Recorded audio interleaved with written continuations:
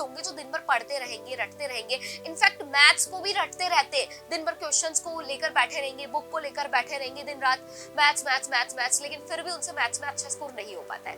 तो ऐसा क्यों होता है?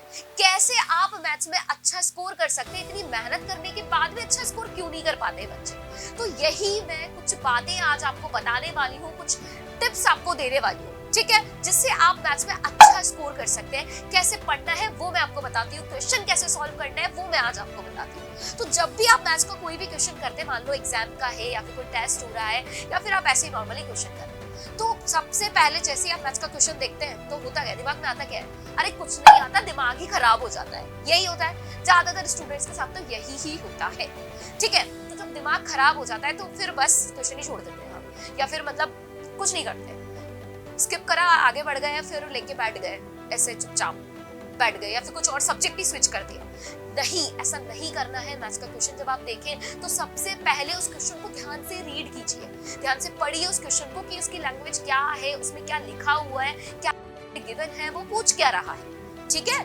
तो ये चीज इंपॉर्टेंट है, ठीक है, क्योंकि कई सारे स्टूडेंट्स ऐसा नहीं करते हैं, डायरेक्ट आधा अधूरा पढ़ा और चालू करते हैं। सेकंड चीज क्या है कि जो भी क्वेश्चन में वैल्यूज है, गिवन है, उन्हें आप अपने आंसर, जब आप सॉल्यूशन लिखना स्टार्ट करते हैं तो गिवन चीजों को आप लिख लीजिए, एंड देन उस क्वेश्चन में जो फॉर्मूला यूज होने वाला है, जो भी फॉर्मूला यूज होने वाला है उस क्वेश्चन में, या फिर अगर कोई थ्योरम है तो उसमें भी कोई ना कोई कॉन्सेप्ट अप्लाई होता है, या फिर अगर कोई थ्योरम है हमारे पास में, उसमें भी गिवन वैल्यूज तो होती है, चीजें तो कुछ तो गिवन होती है, तो वो सारी आपको लिखनी है। देन उसके बाद में जो कंसेप्ट, जो फॉर्मूला हमारा लग रहा है वो आप लिखिए, उसे आप याद रखिए। देन उसके बाद में आप पूरे क्वेश्चन को आगे सॉल्व करना स्टार्ट कीजिए। तो मैथ्स में यही होता है कि आपको स्टेप बाय स्टेप आगे बढ़ना पड़ता है, वरना आप मैथ्स का क्वेश्चन सॉल्व नहीं कर सकते। ओके, सो इस तरह से आप फॉलो कीजिए जब भी आप कोई क्वेश्चन करने जाते हैं। ओके, नेक्स्ट है क्वेश्चन सॉल्व नहीं हो पा रहा। मान लो ये सब भी आपने किया, लेकिन जैसे ही मैंने बताया कि उसके बाद आप क्वेश्चन सॉल्व करो, लेकिन सॉल्व ही नहीं हो पा रहा, आगे हमें प्रॉब्लम आ रही है,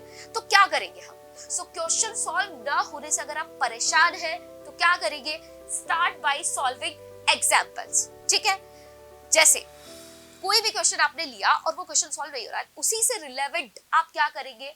जो भी आपके यहाँ पे टॉपिक आप पढ़ रहे हैं, तो उसका एनसीईआरटी की बुक हो गई या कोई भी बुक जो आप है, किसी भी टॉपिक, कोई भी टॉपिक आप पढ़ रहे हैं किसी भी बुक से, तो उसकी जो एग्जाम्पल्स है उन्हें पहले पढ़ना स्टार्ट कीजिए, ठीक है। एग्जाम्पल देखिए आप, ठीक है, एग्जाम्पल देखेंगे, देन उसके बाद में आपको जो भी क्वेश्चंस है, एग्जाम्पल के बाद में जैसे कोई क्वेश्चंस आ जाते हैं या फिर एग्जाम्पल्स की अगर हम मान ले, तो बच्चे उनको रटना स्टार्ट कर देते हैं। रटने से मैथ्स में काम नहीं चलता है, बिल्कुल नहीं चलता है। तो मैथ्स में क्वेश्चंस बिल्कुल नहीं रटेंगे, एंड बिल्कुल क्वेश्चंस जब आप करते हैं, ठीक है, तो बच्चे क्या करते हैं? मुझे तो ये भी आता है, मुझे ये भी आता है, मुझे वो भी आता है, वो भी आता है, ऊपर से एक बार रिव्यू करा, अरे साइंस नहीं है, एसएसटी नहीं है, इंग्लिश नहीं है, एक बार देखा और काम हो गया और उसमें जाकर हमने एग्जाम में लिख दिया। नहीं होता है ऐसा।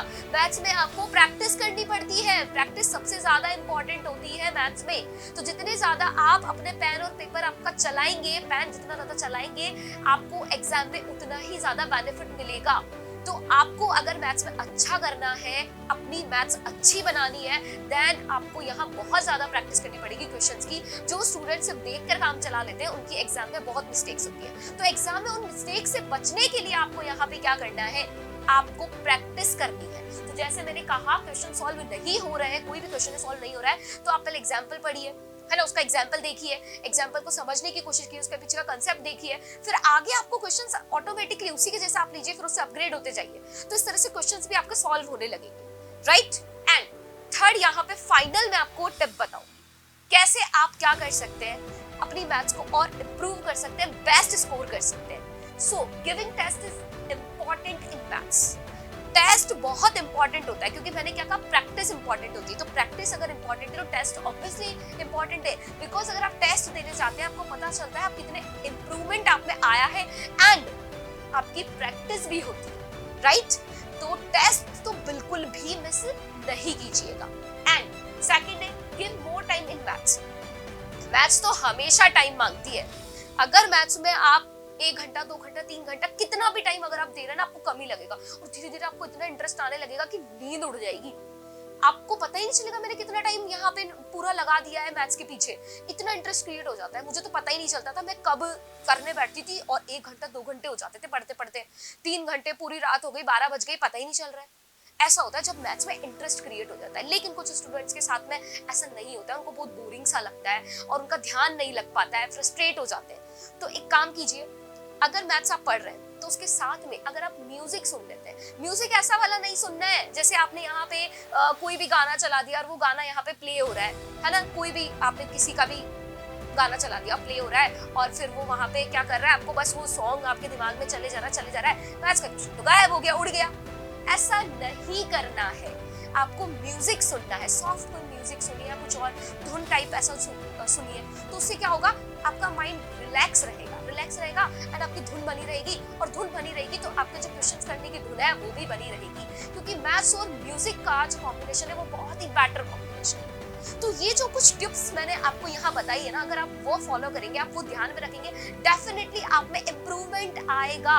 तो सबसे ज्यादा इंपॉर्टेंट बात जो मैंने कही है वो यही है, मैथ्स आपकी यहाँ पे बहुत प्रैक्टिस मांगती है एंड मैथ्स में आप रटना बिल्कुल बंद कर दीजिए, आपको यहाँ पे प्रैक्टिस ही करनी है, समझना है कॉन्सेप्ट। ओके, तो जो भी बात मैंने आपको बताई आई होप आपके लिए बहुत यूजफुल रही। तो जो भी चीज बताई उसको आप ध्यान में रखेंगे। चलिए, तो मैं भी चलती हूँ, अपने बच्चों को मैथ्स पढ़ा कर आती हूँ। ओके, लेकिन आप यहाँ पे चैनल को सब्सक्राइब करना मत भूलना और वीडियो कैसी लगी ये जरूर बताना। ओके।